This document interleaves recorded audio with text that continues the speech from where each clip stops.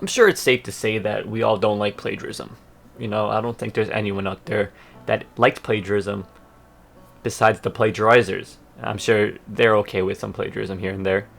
But, you know, in general, as a collective, we all think plagiarism is frowned upon. I mean, if you do it in college or school, you will fail the current thing you plagiarize, but you can face possible expulsion, here in Canada at least. And if you plagiarize jokes as a comedian, you also get frowned upon. You get called a plagiarizer, nobody can take your jokes seriously anymore, and even if you write new material, people just assume you plagiarized. So it's never good. And I think if you plagiarize, you should be held accountable, regardless how big you are. Now in this case, it's Capcom allegedly doing the plagiarism. Now I'm going to say allegedly because it's not confirmed, but after I show you the evidence, it's kind of hard not to say they plagiarized, because, you know, these are some pretty unique designs, and it's kind of hard to say like, wow, yeah, that definitely isn't plagiarism. If you're out of the loop, Capcom, with their most recent release, Resident Evil 8, are under fire based on their monster designs in-game.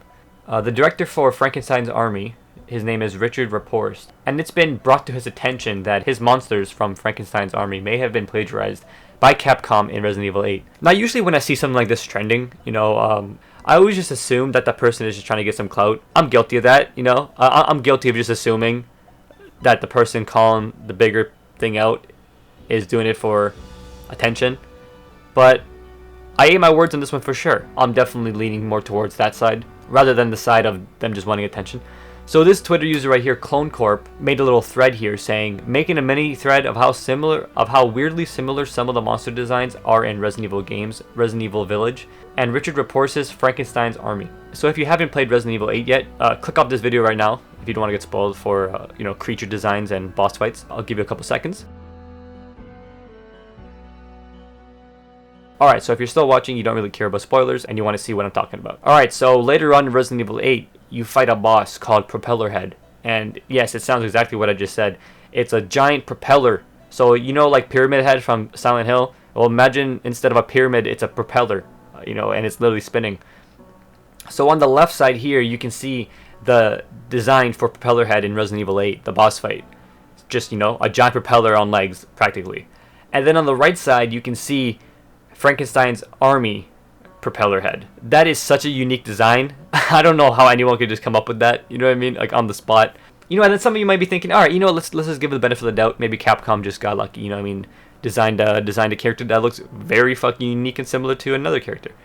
Then you scroll down and you see more in the thread that there's this other enemy that has like drills for arms and like this weird head, again, mechanical on legs. And then you see Frankenstein's Army version, same thing, very similar, you know what I mean, like the head, similar shape, the arms are made of metal, you know what I mean, like instead of drills, it's like a scythe and stuff. But there's more. You scroll down and you see this other mechanical monster that has, you know, drills for hands, again, super built with like armor, looks like it has like a scuba diving helmet on.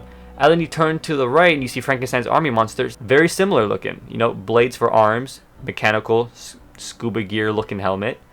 And then you scroll down for his last example, and it's this creature with more skin showing.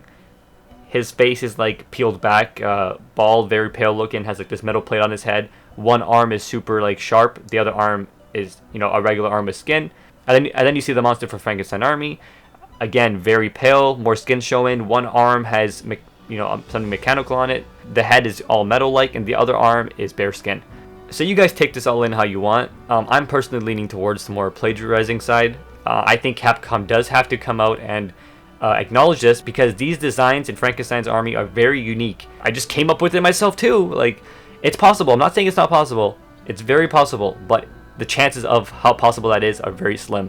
The sad part is, this is probably not going to be brought to Capcom's attention. They're probably going to brush it under the rug, because, you know, they are massive and they're just going to be like, oh, whatever, brush it under the rug. We have more Resident Evil fans than Frankenstein's Army fans, you know. I mean, like, that's probably the reality of what's going to take place, you know what I mean. They're just not going to acknowledge it. If they do acknowledge it, kudos to them, you know what I mean. Give them a clap. I'll give them a round of applause if they acknowledge it. That's, you know, good on them.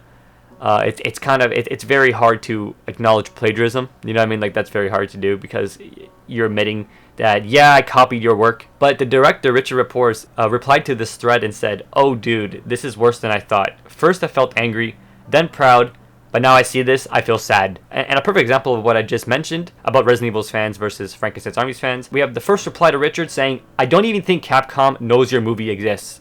They're just gonna call him petty. They're not gonna acknowledge, you know, that he feels sad, you know.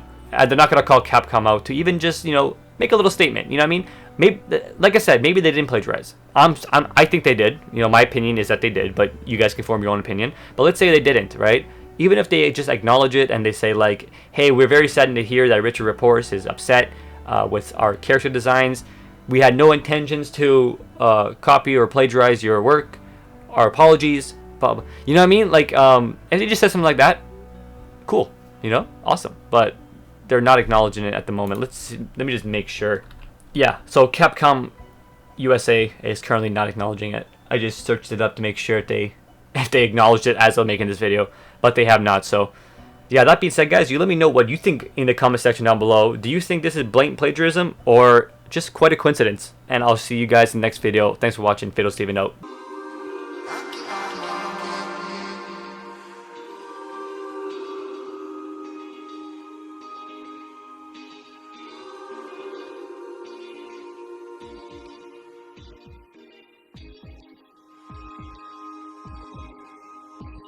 Rocky.